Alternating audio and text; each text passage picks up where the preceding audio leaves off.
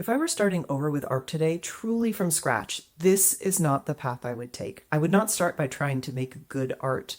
I would not chase a style. I would not assume confidence comes after skill. Instead, I would build art the way I now know it actually works. I would start from the inside out. Hi, I'm Carrie. I am here to remind you of something important. You are already an artist. Here on Artist Strong, I help creatives stop feeling like copyists or hobbyists and start creating their first real series of artwork, work that reflects who they are and what they care about. If you are ready to move beyond DIY learning and want the support and structure to finally draw and paint with your unique voice, I'm here to help. You can sign up for my free workshop, How to Transform Your Ideas into Artwork That's Uniquely Yours. Thousands of artists have already joined the community, and the workshop is completely free. You will find the link below. What follows is the curriculum I wish I had as a beginner. It is shaped by everything I teach inside Artist Strong, by years of watching self-taught artists struggle in the same predictable ways, and by my own long road toward creative competence. This is not a list of supplies. This is not a rigid syllabus. It is a framework for becoming an artist, not just learning how to draw. Phase 1, becoming an artist, before making good art. Most beginners think the goal is skill. It isn't. The real goal at the beginning is identity. Before you ever worry about proportions or shading, you need to answer one question honestly. Do I see myself as an artist or as someone trying to earn that title? If you do not claim the identity first, every drawing becomes a test you are afraid to fail. Claiming the identity of artist. If I were starting over, I would immediately stop waiting for permission. I would stop measuring myself against people who have been practicing for decades. I would stop treating beginner as a flaw. An artist is not someone who produces perfect work. An artist is someone who practices seeing, making, and responding to the world visually. That identity has nothing to do with talent. It has everything to do with commitment. The first practice would not be drawing, it would be language. I make art, not I am trying to learn. This is practice, not this is bad. Confidence is not a personality trait, it is a habit. Habits can be built. Learning how to practice. The next thing I would learn before skills is how practice actually works. Most beginners burn out because they believe practice should feel inspiring, progress should be obvious, and every drawing should matter. None of that is true. I would learn to separate studying, practicing, and making. Studying is learning concepts. Practicing is repeating skills. Making is expressing something personal.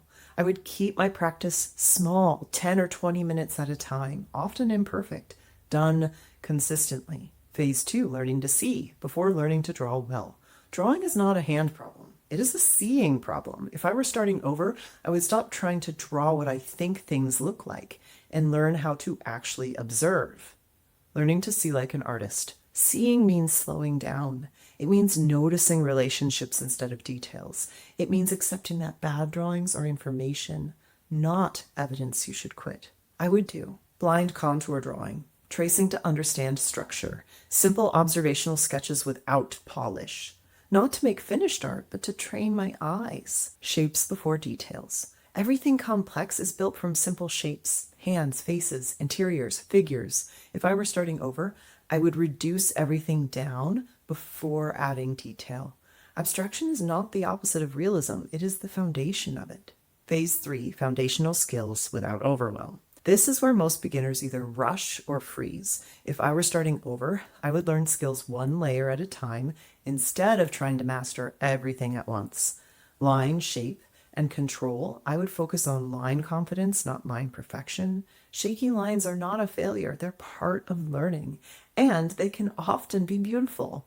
Repetition builds comfort. Comfort builds confidence. Value before color. If there is one thing I would do differently, it is this. I would study value long before worrying about color. Light and shadow are what make drawings feel solid. Color only works when value is doing its job. I would work in black and white.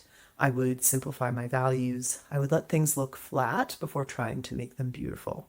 Learning form. Shapes become forms when light hits them. I would draw simple objects. I would practice turning circles into spheres. I would focus less on accuracy and more on volume. Phase 4, studying other artists without losing yourself. If I were starting over, I would absolutely study other artists, but I would stop copying styles blindly. How to study an artist's style. Instead of asking, how do I draw like them, I would ask what subjects they return to, how they use materials, and what constraints shape their work. Style is not an aesthetic, it is a collection of decisions. By studying many artists, I would give myself permission to be influenced without disappearing. Paying attention to what pulls you. Your taste is data. What you are drawn to matters. Even before your skills catch up, your preferences are already pointing you toward your voice. If today's conversation resonates with you, please hit that subscribe button. On to Phase 5, Making Art on Purpose. I would not wait years to make personal work. I would start sooner, smaller, with less pressure. Practice does not need to end before art begins. From exercises to meaningful work. I would give myself prompts that mattered emotionally, not technically. I would let meaning emerge instead of forcing it. Working in small series. If I were starting over, I would think in series immediately, not masterpieces, not portfolios, 3 to 5 related pieces. Series build momentum. Momentum builds confidence. Phase 6, building confidence that lasts. Self-doubt is not a sign you're doing it wrong. It's a sign you're doing something that matters to you. I would normalize plateaus. I would expect comparison. I would learn how to keep working anyway. I would work through my perfectionism. Confidence is not the absence of doubt. It is the ability to keep going alongside it. Phase 7, the long game of being an artist. If I were starting over, I would stop treating art like a phase. I would build it to coexist with real life, with work, with caregiving, with limited time. Success does not mean constant output. It means returning again and again. What I know now. If you are a beginner, you do not need more pressure. You do not need more rules. You do not need to be told to just practice without support. You need a path that builds trust, skill, and identity in that order. This is the path I teach inside Artist Strong. Not because it is fast, but because it lasts. If you are starting over or starting for the first time, know this. You do not become an artist after you are confident. You become confident by practicing being an artist. Thank you so much for watching. I'm curious, what would you add to today's conversation? Tell me more in the comments below. And remember, proudly call yourself an artist. Together we are Artist Strong.